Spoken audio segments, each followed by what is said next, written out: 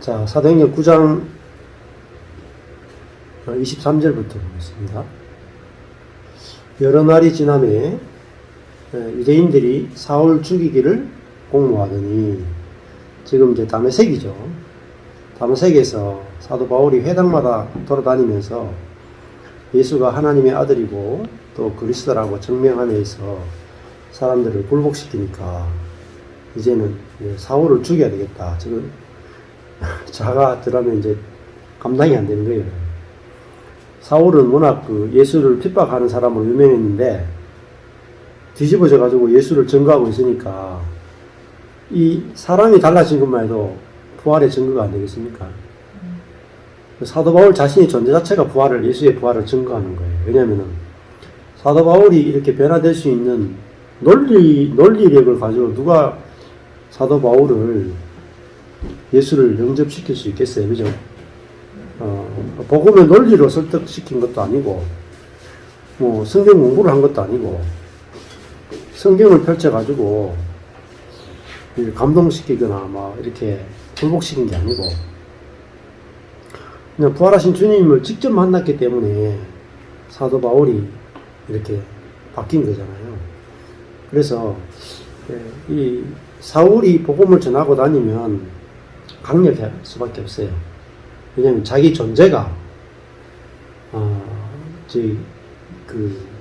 예수의 부활을 증거하기 때문에 아주 강력한 거죠. 자, 도저히 예수를 믿을 수 없는 사람이 예수를 믿었다. 자기가 부활하신 예수를 직접 만났다. 그렇게 증거하니까 이거 얼마나 강력하겠어요. 그냥 예수가 부활했다는 것을 논리적으로 증명하는 거하고 내가 부활한 예수를 만났다는 건 다르잖아요. 근데 많은 분들이 제가 대학교 다닐 때 IBF 다닐 때 IBF에서는 이제 IVP라고 문서 선교를 많이 한다고. 그러면 이제 마이클 그린이라든지 이런 세계적인 이제 신학자들이 예수의 부활에 대해서 논리적으로 이렇게 증명하는 게 있어요. 그걸 이제 읽어보면 상당히 설득력이 있다고. 예수의 부활이 역사적 사실일 수밖에 없는 논리적 근거를 가지고 쫙 대가 설명을 해요. 그 이야기를 들으면, 진짜 예수가 빈 무덤, 예수의 무덤이 비어있다라는 증거를 가지고 이제 부활을 설명하거든요. 그러니까 예수의 무덤이 비어있을 수가 없고, 제자들이 만약에 그걸 훔쳐갔다면, 로마 사람들이 이제 제자들이 훔쳐갔다라고 이야기할 거고, 그 다음에 제자들이 예수가 죽었는데 시체를 훔쳐갔다가 부활했다고 외치잖아요. 근데 핍박이 오면 제자들이 다 그 핍박을 못 감당한다고요. 그러니까 예수의 부활이 논리적으로 역사적인 증거가 있다라고 논리적으로 이렇게 설명하는 것도 필요하긴 하지만은, 근데 그거는 어차피 논리적인 거잖아요. 근데 사도 바울은 자기 존재가 부활하신 주님을 직접 봤죠. 그러니까 이건 논리적으로 설득할 필요가 없죠. 근데 마찬가지로 우리도 내 안에 이제 부활의 생명이 우리는 있잖아요. 사도 바울은 다메섹에서 빛으로 부활하신 주님을 만난 거잖아요. 근데 우리는 부활하신 주님을 만나는 것이 물론 사도 바울처럼 만나는 경우도 있긴 있어요. 그렇지만 지금은 우리가 부활하신 주님을 어떻게 만나느냐? 우리 안에 내주하시는 그리스도의 생명을 경험하는 것이 곧 부활하신 주님을 경험하는 거예요. 그래서 진짜 내 안에서 내게서 나올 수 없는 예수님의 마음이 나올 때, 내가 노력 전혀 안 했는데, 경건의 방식을 전혀 안 썼는데 내 안에 예수의 마음이 나올 때, 우리는 예수가 내 안에 살고 계시는구나. 예수가 부활했구나. 예수가 나를 지금 통치하고 다스리는구나. 예수가 진짜 하나님의 아들이고 진짜 그리스도구나. 그러니까 내 존재를 통해서 예수가 부활하신 것을 경험하는 게 되게 중요합니다. 그러면 우리도 바울처럼 내가 담대하게 예수 그리스도를 증거할 수 있게 되는 거죠. 자, 9장 24절에 그 계교가 하는 말은 그 계획과 음모가 사울에게 알려졌어요. 사울을 죽이겠다라고 하는 그 유대인들의 음모가 알려지죠. 저희가 그를 죽이려고 밤낮으로 성문까지 지키고 있습니다. 예, 성문을 지나가다 걸리면 잡아 죽이겠다. 그만큼 복음을 열심히 전했고 또 사람들의 미움을 샀다니. 25절에 그의 제자들이 밤에 광주리에 사울을 담아 그의 제자들이니까 그 그리스도의 제자들이죠. 다메섹에 있는 성도들이 근데 이 성도들을 부를 때 제자들이다 이렇게 불렀단 말입니다. 이 그리스도의 제자들이 밤에 광주리에 사울을 담아 성에서 달아내렸습니다. 그래서 급히 이제 도망을 가게 되죠. 근데 이거 어떻게 보면은 되게 수치스러운 거죠. 이렇게 광주리를 타고 도망을 갔다. 이게 이제 바울의 약함이고 수치죠. 고린도 후서 11장 33절 한번 보시죠. 고린도 후서 11장 33절.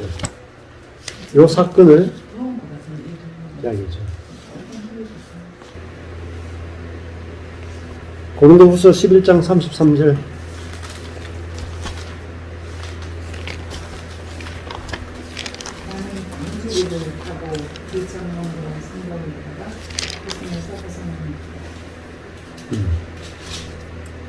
그렇죠. 11장 33절에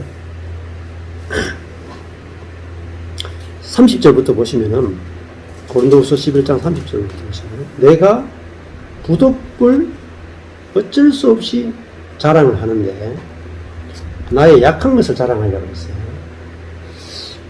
이 약한 것이 육적인 게 아니에요. 그러니까 약한 것을 자랑하는 것이 정말 영적인 거예요. 이게 중요합니다. 이게 바로 그리스도를 자랑하는 거예요. 31절에 주 예수의 아버지 영원히 찬송할 하나님이 여기도 보면 예수의 아버지 하나님을 예수의 아버지라 소개하죠. 유대인들의 입장에서 보면 예수의 아버지 하면은 말이 안 맞죠. 십자가에 못 박아 저주를 받고 죽은 그 예수의 아버지가 하나님이시다. 여호와 하나님이시다. 얼마나 좀 모욕적인 이야기겠어요. 우리는 이제 읽으면 당연하지 이렇게 생각할지 몰라도 유대인들은 그렇게 받아들일 수가 없어요.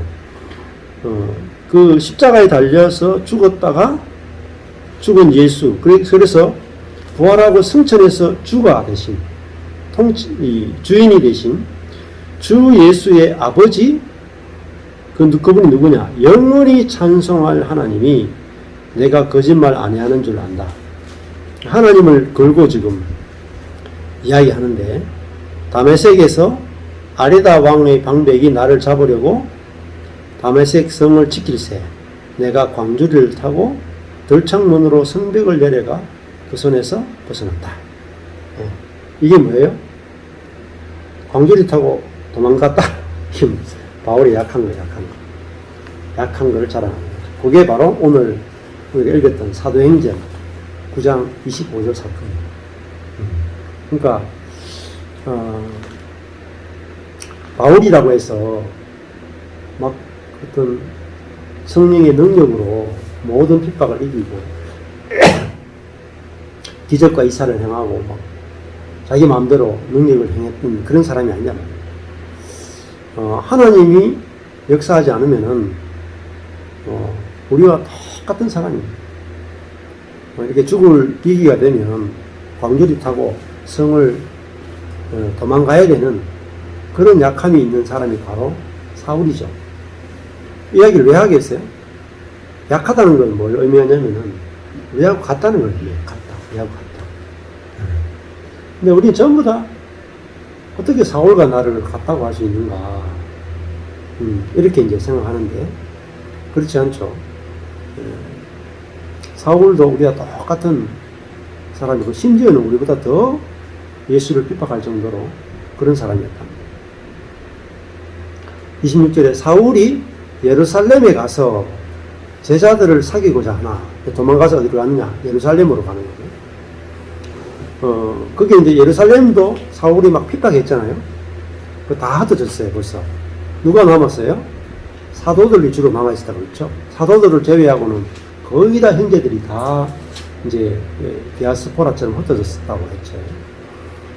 그래서 이 제자들, 남은 제자들과 사도들이 너무 핍박이 심하니까 이제 이 사울에 대한 이야기를 잘 알고 있으니까 다 두려워하여 사울이 그리스도의 제자가 되었다는 것을 믿을 수가 없죠. 그때 이제 등장한 구원투수가 있어요. 그 누구냐면 바나바예요. 바나바. 27절에 바나바가 7 집사 중에 한 사람이죠. 그죠? 스데반은 집사 중에 한 명이 스데반은 복음을 전하다가 돌에 맞아 죽고, 빌립 집사는 이제 막 돌아다니면서 복음을 전했고, 이 바나바라고 하는 집사도 이제 그 복음을 전하는 그 사역을 감당하고 있는 거죠. 그러니까 지금 사도들보다 집사들이 더 열심히 이 증거를 하고 있는 걸 볼 수 있죠. 이 7 집사에 속했던 이 바나바가 바울을 데리고 사도들에게 가죠. 근데 7 집사 이름에 바나바 있나요? 없어요? 바메나는 있어요. 니골라. 자, 몇 장이죠? 볼까요? 여기 보면은 빌립, 스데반, 빌립, 브로고로, 니가노로, 또 디몬과 바메나와, 그렇네요, 그죠? 네, 니골라. 이 사람들 7 집사인데, 근데 7 집사에는 안 속하는데, 바나바도, 일단은 그 사도가 아니고 거의 집사 이렇게 속하는 사람이에요. 근데 이제 성경을 보면은 나중에 사도라 그럴 때 12사도 외에도 그 사도라는 이름을 막 뒤에 가면은 불러요. 그래서 이 바나바는 이제 사도에는 속하지 않잖아요. 그렇지만은 그 사도행전에서 보면 거의 수준은 집사에 해당되는 사람이다 이렇게 볼 수가 있어요. 그런데 사도가 아닌데 이 바나바가 복음을 전가하는 일에 사실은 굉장한 역할을 하고, 그 다음에 바울도 사실은 사도에 들어갈 수가 없어요. 왜냐하면은 예수님이 살아 계실 때 보지도 못했고, 실제로 부활에 승천하기 전에 부활하신 예수님을 보지도 못했잖아요. 근데 이제 바울은 사도로 부름을 받죠. 근데 그래서 이제 뒤에 가면은 예수님과 함께 있지 않았던 사람들도 이제 사도에 거기에 들어가요. 근데 그게 사도하고 집사가 뭐가 다른가요? 사도와 집사는 좀 차이점은, 집사들은 아까 전에 이제 교회 안에서 이제 공개하는 일을 주로 했는데, 근데 그 공개하는 일만 했는 게 아니고, 어차피 그들은 이제 성령과 지혜와 믿음이 충만한 사람들이기 때문에, 집사들이 교회에 돌아가는 일들을 참 이렇게 공개하고 잘 섬겼지만은, 뿐만 아니라 이제 복음을 너무너무 잘 전했다는 걸 볼 수가 있고, 사도들이 하는 일은 말씀과 기도에 전무한다 이렇게 했잖아요. 그러니까 교회에 어떤 일을 하거나 사람들을 돌보는 것보다는 말씀을 전하는 일에 거의 전무하는 사람이 사도다 이렇게 볼 수가 있죠. 그래서 지금도 어떻게 보면은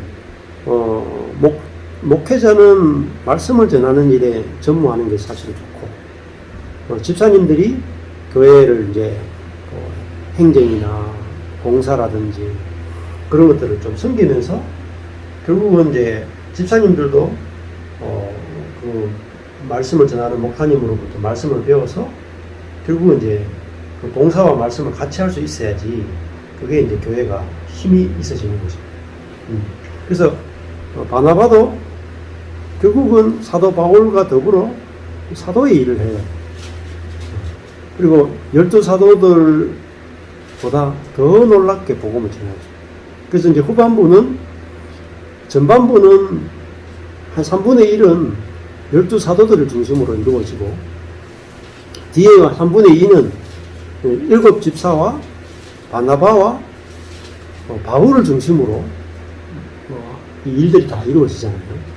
그러니까 우리가 뭐 어떤 이렇게 목사로 세웠느냐, 또 뭐 전도사로 세웠느냐, 이런 것들이 사실 중요한 게 아니고, 성령이 그 사람들 이끌고 어떻게 하느냐에 따라서 역사들이 이루어지는 걸 볼 수가 있습니다. 자, 그 27절에 보면 바나바가 데리고 사도들에게 가서, 여기 보면 그러면 이제 바나바는 아직 그 교회에서는 사도와 같은 일들은 하고 있지 않았다고 볼 수 있죠. 그가 길에서 어떻게 주를 본 것과, 바울이 다메섹 도상에서 부활하신 주님을 본 것과, 또 주님이 바울에게 어떤 말씀을 하셨는가, 또 들은 말씀이 있죠. 그죠? 네. 네가 왜 나를 핍박하느냐도 있고, 또 아나니아가 했던 말도 있고, 그런 일들을 이제 이 바울이 복음을 위해서, 글쓰를 위해서 고난을 받아야 될 거고, 하나님이 이 바울을 부르셨다는 사실을 증거해 주죠. 다메섹에서 그가 어떻게 또 예수의 이름 안에서 담대히 말한 것을 말하니라. 예수의 이름 안에서 담대히 말했다는 말은 이제 그 예수가 하나님의 아들이고 그리스도에 있음을 증거했다라는 말도 되고, 또 예수를 증거했다는 말도 되고, 그 다음에 예수님이 바울 안에서 바울을 통해서 담대히 말하셨다, 이렇게 해석을 하거든요. 그래서 중간에 이제 바울을 연결시켜 주는 사람, 아까 전에 아나니아가 바울과 다메섹에 있는 성도들과 연결시켜 줬고, 이제 바나바가 바울과 예루살렘에 있는 사도들을 연결시켜 주죠. 그렇게 바울도 자기 혼자 했던 게 아니라 주변의 형제 아나니아라고 하는 형제와 바나바라고 하는 형제의 도움을 받아서 이렇게 연결되는 걸 볼 수 있죠. 자, 이렇게 하나님의 일들은 이렇게 이제 사람과 사람이 연결되면서 이루어지는 것들을 여기서 볼 수가 있습니다. 28절에 사울이 제자들과 함께 있어 예루살렘에 출입했다. 이제 이때가 사울이 이제 12 사도들 만날 수 있는 아주 좋은 기회였고, 그들로부터 이제 복음을 같이 나눌 수 있는 그런 기회였죠.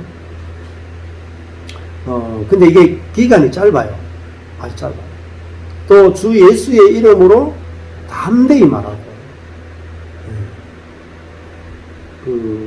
이 예루살렘에서도 예수의 이름으로 담대히 말했다. 예루살렘은 가장 핍박이 심한 곳이잖아요. 자기가 대제사장에게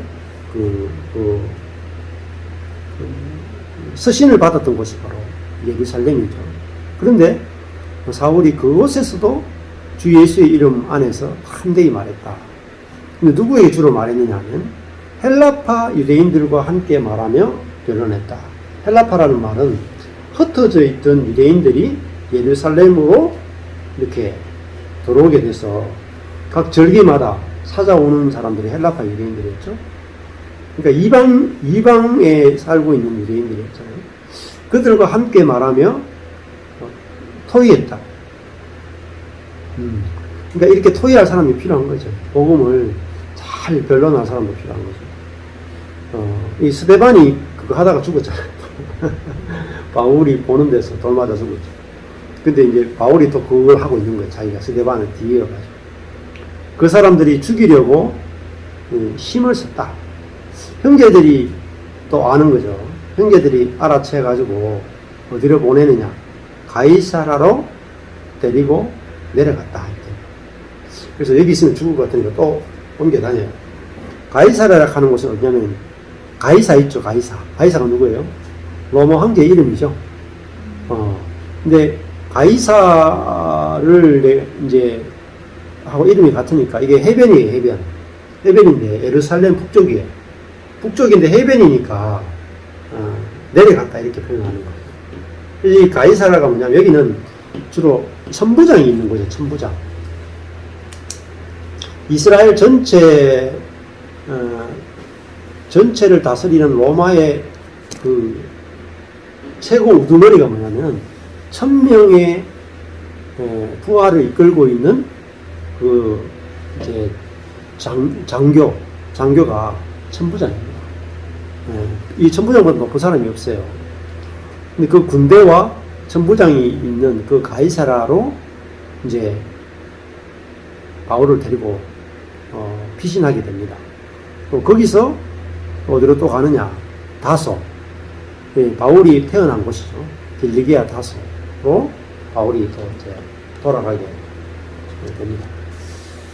자, 여기도 보면 그래서 바울이 다메섹에 있다가 핍박받아서 예루살렘으로 오죠. 예루살렘에서 또 핍박받아가지고 가이사라로 가죠. 거기서 다시 다소로 가죠. 그러니까 한 군데 정착을 못하죠. 계속 핍박이 가는 곳마다 복음을 전하는데 가는 곳마다 핍박이 있어요. 그런데 계속해서 물이 흘러가듯이 흘러가면서 성령을 따라서 복음을 전하고 있는 바울의 모습을 보는 거죠. 그래서 우리도 이와 같이 하나님이 우리를 어디로 데리고 가시든지 그냥 끌려다니시면 돼요. 다니면은 가는 곳마다 복음을 우리가 전하면 되고 그 과정에서 하나님께서 필요한 사람들도 붙이시고 그렇게 이제 일을 하고 계시니까 우리가 바울의 삶을 이렇게 지켜보면 하나님 어떻게 일하시는가 이런 것들을 보게 되죠. 31절에 보면 그리하여 온 유대와 갈릴리와 사마리아 교회가 평안하였다. 바울이 피하고 나니까 유대인들이 막 정말 죽이고 싶은 이 사울이 없으니까 핍박이 좀 덜해지고 온 유대라는 것은 이제 이 남쪽 지역 예루살렘을 포함하고 있는 남쪽 지역을 유대라고 그러고요. 중간 지역을 사마리아라고 그래요. 제일 위를 북쪽 갈릴리라고 불러요. 그래서 당시에 보면 크게 한 지역이 한 4군데로 정해졌는데 요단강 오른편은 베레아라고 해요. 제일 위쪽을 북쪽 갈릴리, 중간은 사마리아, 남쪽을 온 유대라고 하거든요. 자, 이 유대와 갈릴리와 사마리아 교회가 굉장히 커졌죠. 교회가 이렇게 확장되고 커진 이유는요, 예루살렘 교회가 핍박을 받습니다. 예루살렘 교회가 핍박을 받으니까 선교가 이루어진 거예요. 교회가 확장이 된 거예요. 그러니까 교회도 뭐 찢어지고 갈라지고 핍박받아도 괜찮아요. 왜냐하면 거기에 다 하나님 일하시고 계시기 때문에. 그래서 이렇게 예루살렘 교회가 온 유대로 퍼지고 갈릴리와 사마리아와 뭐 이렇게 점점 복음이 확장되죠. 이게 이제 사도행전에 보면은 제일 처음에 뭐라고 했습니까? 사도행전 시작할 때 사도행전에 보면은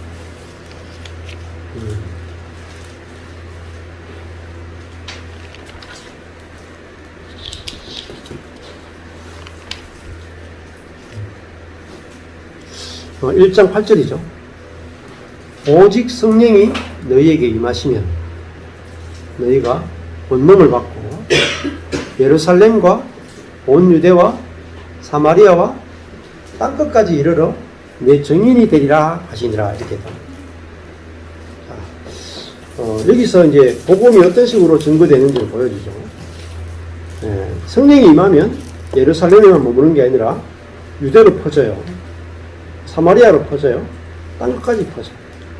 이거는 지금 사도행전 1장 8절에서 이야기했던 이것이 사도행전에서 이렇게 지금 이렇게 이루어져 가는 것을 이렇게 설명을 해주고 있단 말입니다.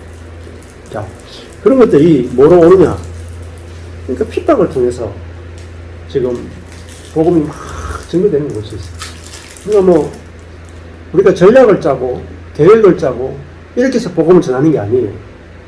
현대교회들은 그렇죠. 현대교회들은 우리가 저기 선교하러 가자, 저기 어떻게 하러 가자. 일단 우리가 뭐 계획 짜고 우리가 모여서 기도하고 뭐 이런 식으로 이제 주로 많이 하잖아요. 그렇게 하다 보니까 자꾸 이제 우리가 중심이 되고 선교 갈 때도 내가 막 기도하고 뭐 내가 어떻게 하자 하고 뭐 선교에서도 뭐 전략적으로 어디 누구를 보내자 하고 이렇게 전부 다 이제 우리가 계획을 하는 것들이 좋은 거가 좋은 게 아니에요. 그런 전략을 이 예루살렘 교회는 그 전략을 세운 사람이 아무도 없어요. 어떻게 됩니까? 다 자연적으로. 지금도 있잖아요. 선교 전 세계에 이제 선교하는 선교사들이 모여가지고 주님 오시기까지 이렇게 복음이 전거되지 않은 이제 이 아시아와 이슬람권 이 창이 있죠. 이렇게 무슨 창이죠? 예? 선교 창 있잖아요. 이렇게 네. 복음이 전거되는 몇십 하는 창이 네. 있잖아요. 선교가 워낙 제가 안 하다 보니까 그 창을 집중적으로 우리가 복음을 전하자.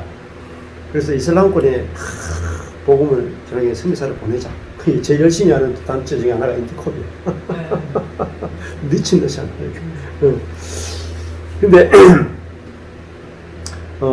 우리가 이제 인위적으로 하다 보면 이제 성령이 함께 하지 않으면 다 헛살아 돌아가요. 그래서 여기도 보면 그 핍박 때문에 막 그 자동적으로 이렇게 복음이 막 전거되고 그 핍박을 통해서 성령께서 안배를 해서 각 지역마다 이제 복음이 전거할 사람을 보내고 빌립을 보내고 이제 지금 이제 바나바를 보내고 바울을 보내서 하나님이 복음을 이렇게 막 편면하게 이제 헛되려 가는 걸 볼 수가 있죠. 자, 이렇게 해야 문제가 안 생기고 타락이 안 돼요.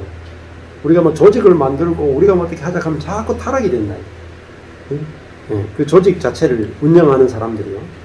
권력이 생기고 문제들이 자꾸 생겨나거든요. 자, 여기 보면 온 유대와 갈릴리와 사마리아 교회가 평안했다. 에이레네. 지금 핍박으로 보면 평안한 건 아니죠. 근데 그들의 이제 영적인 상태가 평안하단 말이에요. 그리고 교회와 교회 간에 연합이라든지 교통이라든지 이런 것들이 잘 되고 있었다. 그게 이제 평안이죠.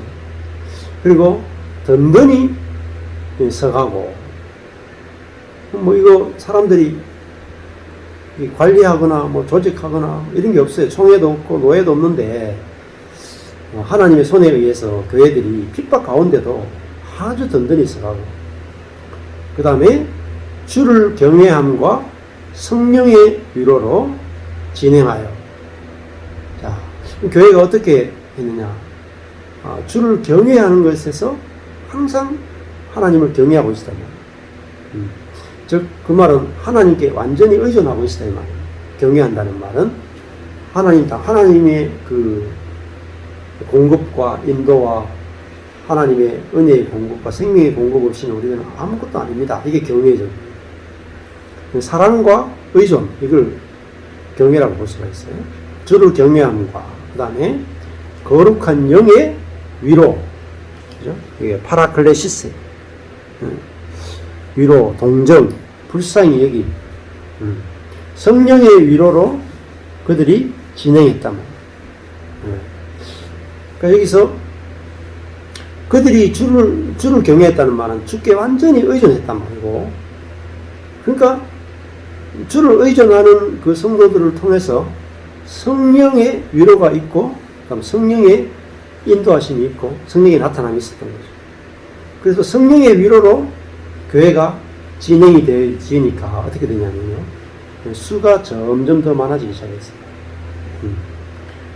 그래서 핍박이 오는데 교회는 확장되고 숫자도 늘어나죠. 네. 그러니까 걱정할 필요가 없죠. 네. 근데 그 교회 지도자들이나 이런 사람들은 항상 걱정을 해요. 한국 교회가 1000만 명이 넘었는데 1000만 명까지 갔는데 지금은 한 600만 명밖에 안 된다. 굉장히 많이 줄었죠. 코로나 이전부터 해서 코로나를 거치고 지금까지 많이 줄었죠. 어떻게 하면 되는가? 우리가 부흥을 위해서 기도하자 그러기도 하고, 뭐 어떻게 하자 하고, 뭐 온갖 염려를 하고, 걱정을 하고, 뭐 하잖아요. 그거 한다고 된 적이 없어요. 한 번도 된 적이 없어요. 방법은, 우리가 이 복음을 정확하게 증거하는 것밖에 없어요. 증거하고 성령께서 그 복음을 정확하게 들은 사람들이 주를 경외함과 성령의 위로로 진행하는 거예요. 그렇게 할 때 주님이 이제 주님 안에서 우리가 정말 안식하고 우리가 주님을 누리고 주님을 기뻐하고 그러면 되는 거예요. 그래서 우리 안에 평안과 주를 경외함과 성령의 위로가 충만하면 돼요. 교회가 세상과 다른 복음으로 교회가 서 있으면 돼. 그러면은 하나님이 그 교회의 숫자가 점점 많아지게 한다는 거예요. 자, 왜 교회에서 사람들이 이렇게 많이 빠져나가겠어요? 맛집 보면 알죠, 맛집. 예를 들어가지고, 뭐, 백종원 씨가 맛집들 많이 하잖아요. 근데 예를 들면, 음식점에 손님이 안 온다. 뭐가 문제겠어요? 아니, 손님이 많이 오던 음식점이 손님이 적게 와요. 맛이 변했어. 맛이 변했어. 그렇죠? 맛을 잃어버렸죠. 그러니까 예수님도 소금이 맛을 잃어버리면은, 그죠? 땅에 뿌려져서 사람들에게 밟힌다 그랬죠. 그것처럼 교회에 사람들이 오지 않고 교회가 숫자가 늘어나지 않고 그렇게 하는 데는 이유가 있습니다. 그 복음이 맛이 없는 거야. 그죠? 하나님과 예수님과 성령님이 맛이 없어. 그리고 성도들이 맛이 없어. 맛을 잃어버렸단 말이야. 그 소금의 짠맛을 잃어버렸기 때문에 사람들이 다른 말 하면 세상은 부패 있는데 교회는 그래도 참 맛이 나는 동네네. 이러면은 막아도 올 거란 말이에요. 안 그래요? 그죠? 맛만 회복하면 되는 거죠. 근데 맛은 회복 안 하고 자꾸 프로그램을 만들려고 하거나 사람들이 좋아할 수 있는 어떤 그런 걸 자꾸 만들어요. 그게 문제가 있습니다. 뭐 대안학교 만들자, 또 뭐 공동체를 만들자, 또 아니면 구제를 많이 하자, 또 뭐 상담을 많이 하자, 또 뭐 아니면은 찬양이라든지 이런 그 사람들이 좋아할 수 있는 그런 건 제가 그거 다 해봤거든요. 근데 그때뿐이에요.